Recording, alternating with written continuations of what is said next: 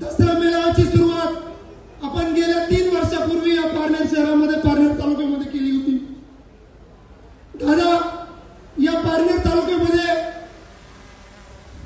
प्रचाराच्या निमित्तानं फिरत असताना मला या ठिकाणी बेरोजगारी हा प्रश्न भिडसावत होता।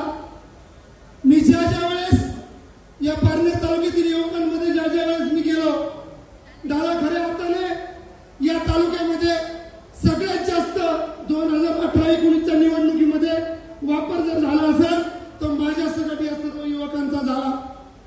मग खऱ्या अर्थाने ही दहशत, ही हुकुमशाही मोडीत काढण्यासाठी आम्ही सर्व युवकांनी या ठिकाणी ठरवलं होतं का ज्या 18-19च्या इलेक्शन मध्ये जो माणूस